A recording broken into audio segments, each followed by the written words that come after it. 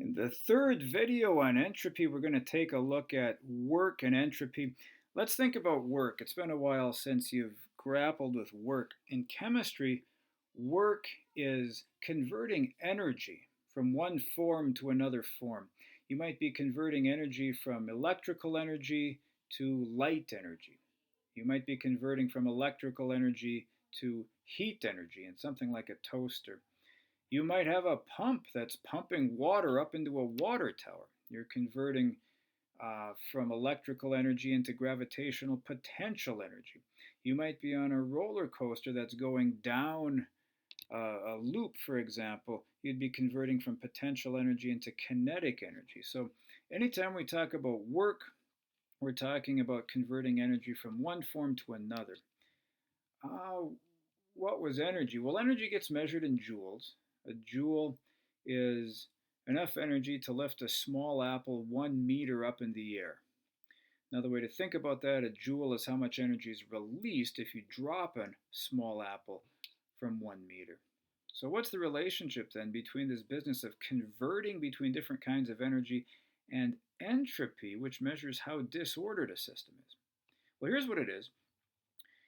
What you've learned up to this point is that nature wants to go from order to disorder, right? Systems want to become more and more disorganized. And that's just a statement of the fact that disordered systems are far more likely than ordered systems. They're far more probable than ordered systems. All right, that's fine. But you can take a stack of bricks and you can organize them, right? And so you would be very reasonable in saying that this business of entropy doesn't sound right. There's nothing stopping you from organizing a disordered system. And yet the claim is that the entropy of the universe as a whole is still going to increase. What's going on there? But what's going on is when you do work, whether it's taking bricks and stacking them, taking a messy bedroom and cleaning it up, taking a system of particles as a gas, it's very disordered, and cooling them and cooling them and cooling them until they freeze into a solid, which is very ordered, right? Anytime you're doing work, in order to do that work, you have to generate some heat. When you take bricks and you stack them up, your muscles are working, your body's generating heat. When you take your messy bedroom and you clean it up, you're working, your muscles are working, you're generating heat.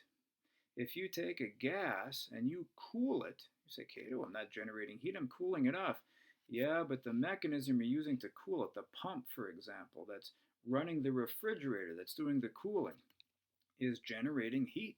Stick your hand behind your refrigerator, right? You'll feel quite a bit of heat coming off the back of your refrigerator. That work always generates heat. Heat is another way to say entropy, right? Heat is a disorganized collection of particles that are jiggling around quickly.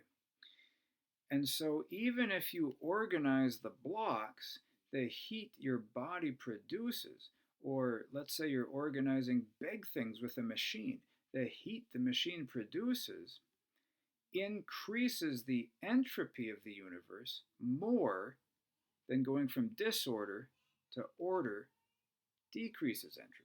Let me say that one more time. Anytime you go from disorder to order, the work you do, whether it's your own body or a machine, increases entropy more than going from disorder to order decreases entropy. The universe always wins. Entropy always wins. There is no system that anybody's ever found that ultimately decreases the entropy of the universe, which means that ultimately, if you sit around and just wait long enough, and I should say in practical terms, it never happens, right? Over the course of a human lifetime, this isn't noticeable, but if you had a God or nature's eye view and you could wait long enough, you would see the universe turn into this, which, for one thing, means nothing can be alive.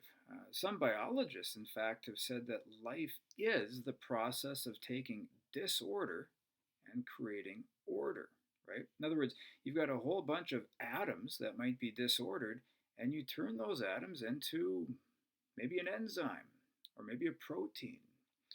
which is a highly ordered system. And so it's almost as if the universe, through entropy, is working against life.